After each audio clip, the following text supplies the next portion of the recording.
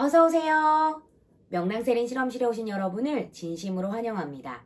오늘은 MBTI의 두 번째 차원 들어가도록 하겠습니다. 들어가기 전에 구독과 좋아요 눌러주세요. 예!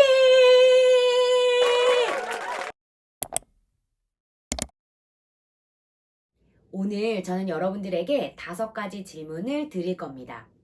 여러분은 질문을 들으시고 A가 더 끌리는지 B가 더 끌리는지 선택하시면 되겠습니다. 혹시 본인만 들여다봐서는 잘 선택하기가 어렵다 하시는 분들은 여러분과 기질이 다를 것 같은 분을 상상하시면서 비교를 통해 여러분의 기질을 선택하시면 되겠습니다. 자녀가 있으신 분들은 자녀의 기질도 염두에 두시면서 한번 답해 보세요.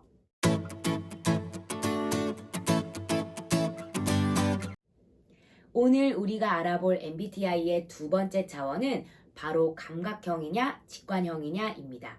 이 감각형이냐 직관형이냐는 정보를 어떻게 인식하고 받아들이냐에 차이가 있다고 해요.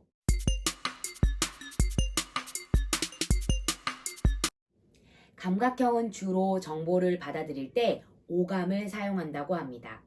시각, 청각, 후각, 미각, 그리고 촉각을 사용한다고 하거든요. 반면에 직관형은 육감을 사용한다고 합니다. 육감이 뭘까요?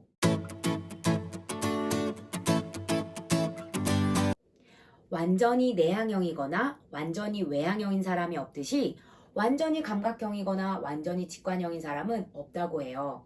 우리는 정보를 인식하고 받아들일 때 감각과 직관 모두 다 사용할 수 있습니다. 그러나 선천적으로 더 자주 사용하는 기질이 있다는 거 잊지 마시고 질문 들어가 보도록 하겠습니다.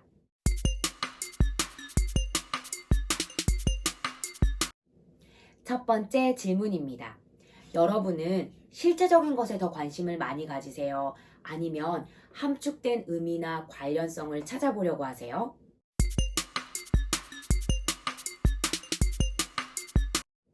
여러분, 여기에 꽃 한 송이가 있습니다.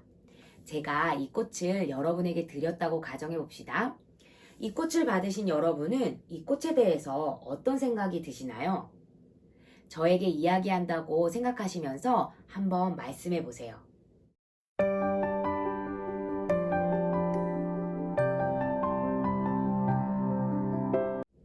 제가 만약 이 꽃을 선물 받았다면 저는 일단 기분이 환해질 것 같아요. 그리고 이 꽃을 보면서 여러 가지를 생각하게 될 텐데 일단 예전에 고등학교 졸업식 때 어머니가 사다 주신 미니 장미 꽃다발을 떠올릴 것 같습니다. 그리고 사랑하는 연인이 기념일날 선물해준 자나장미 꽃다발도 생각이 날 것 같아요. 또 꽃을 너무 좋아해서 일주일에 한 번씩 꽃을 구독하는 친구도 떠올릴 것 같습니다. 이처럼 직관형들은 이 꽃 자체를 뭔가 설명하는 게 아니라 꽃과 관련된 이야기를 상상합니다. 그런데 감각형들이 만약에 이 꽃을 선물 받았잖아요? 그러면 그들은 일단 향기도 맡아보고 이 꽃이 어떻게 생겼네, 무슨 색이네, 막 이런 이야기들을 합니다. 그리고 이 꽃잎이 부드러운데 이런 이야기도 할 수 있어요. 생각보다 장미꽃, 이 꽃 한 송이가 되게 크다 라고 이야기할 수도 있습니다. 감각형은 이렇게 실제적인 것에 대해서 이야기를 많이 한다고 해요.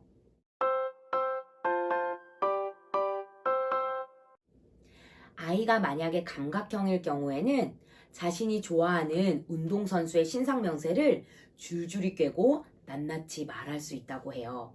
그런데 직관형인 아이는 방금 자신이 벗어놓은 양말도 어디에 뒀는지 모른다고 합니다.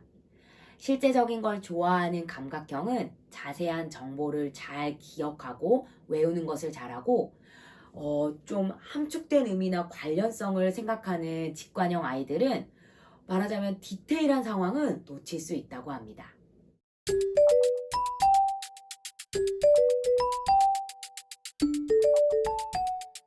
이렇게 실제적인 것에 관심이 많은 감각형들은 정보를 볼 때 나무를 본다고 합니다.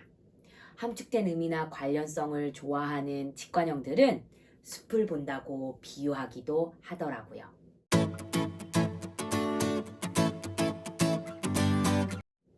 두 번째 질문입니다. 여러분은 현실적이고 실용적인 사람이세요? 아니면 상상을 즐기고 창의적인 사람이신가요?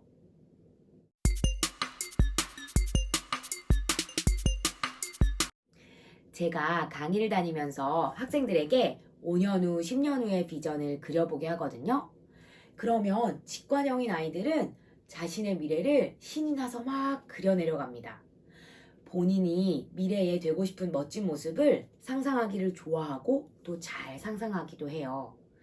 반면에 감각형인 친구들은 미래를 상상하는 걸 어려워합니다. 지금 현재에 차곡차곡 하나하나 해나가면 미래가 만들어지는 게 아닌가라고 생각하는 경우가 많거든요. 이럴 경우에 감각형인 아이들에게는 지금 현재 상태를 파악하고 그 상태에서 한 단계 또는 두 단계 나아가는 모습을 상상해 보도록 그렇게 제가 권유합니다.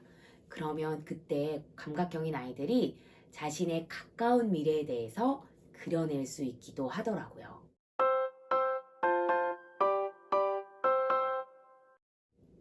직관형들은 상상하기를 좋아하고 새로운 대안에 마음이 열려 있습니다.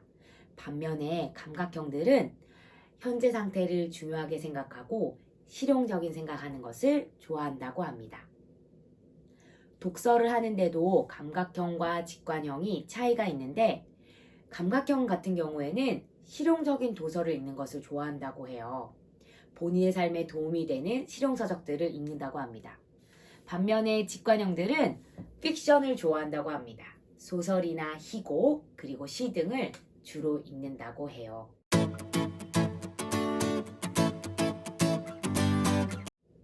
세 번째 질문입니다. 여러분은 직접 경험한 것을 신뢰하세요? 아니면 본능적으로 직관을 신뢰하세요?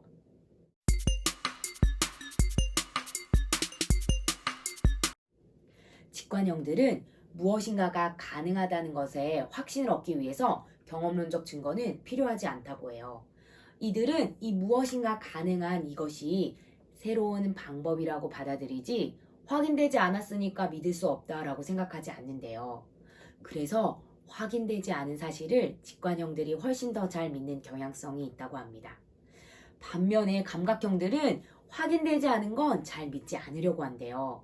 이들은 본인이 직접 경험했거나 체험한 것을 바탕으로 의사결정을 한다고 합니다. 다른 말로 하면 감각형들은 직접 경험한 과거와 현재를 소중히 생각하고 직관형들은 새로운 가능성이 있는 미래를 좋아한다고 합니다.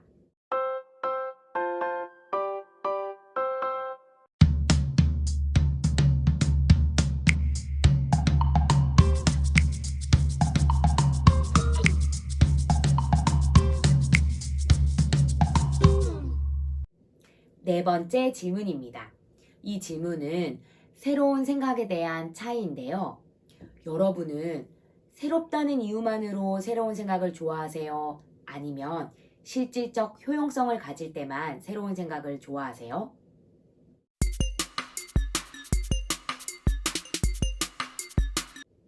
예를 들어서 새로운 사업 아이디어를 친구가 가지고 왔다고 해봅시다. 그러면 감각형들은 의심부터 한대요. 과연 이 새로운 아이디어가 아이템으로 발전할 수 있을지, 또 효과가 있을지에 대해서 의심한대요.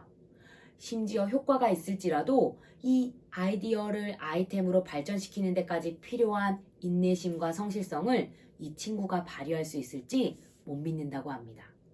그런데 만약에 이 아이디어에 대해서 본인이 신뢰하는 기업의 대표가 관심을 갖기 시작하잖아요.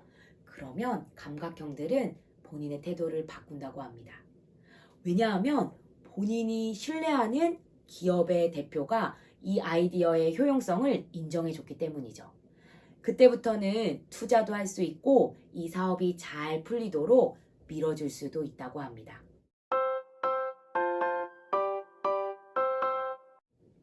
마지막 질문입니다. 여러분은 확인된 기존의 기술을 기꺼이 사용하는 편이세요? 아니면 그 확인된 기술을 사용하다가 금세 실증을 내는 편이세요?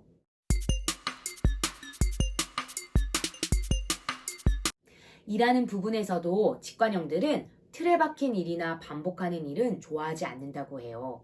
이들은 창의력이 요구되는 일에서 활력을 얻는다고 합니다. 반면에 감각형인 분들은 시스템을 정리하고 절차를 반복하는 일을 좋아한다고 합니다.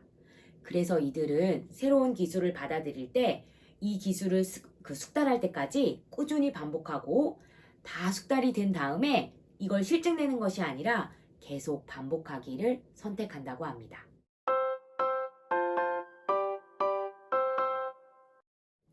여러분은 어느 쪽에 더 가까우신가요? 저는 어렸을 때 수학이나 과학을 좋아하고 절차를 따라 문제를 해결하는 걸 참 좋아했어요. 그래서 어릴 때를 생각하면 감각형인 것 같은데 지금은 심리학에 관심이 많고 인간 내면 세계에 궁금증을 품고 있습니다. 그리고 사실 저는 제가 양말을 어디다 벗어놨는지 잘 몰라요. 약간 직관형인 것 같기도 하고. 감각형과 직관형 이 둘 사이에 여러분은 어디쯤이신가요? 저는 직관형인 것 같기도 한데 선천적으로 태어나기는 감각형에 더 가까운 게 아닌가 싶습니다.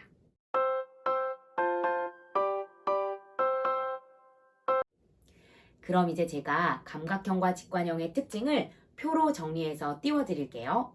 찬찬히 보시면서 여러분이 어느 쪽에 더 가까운지 한번 선택해 보십시오.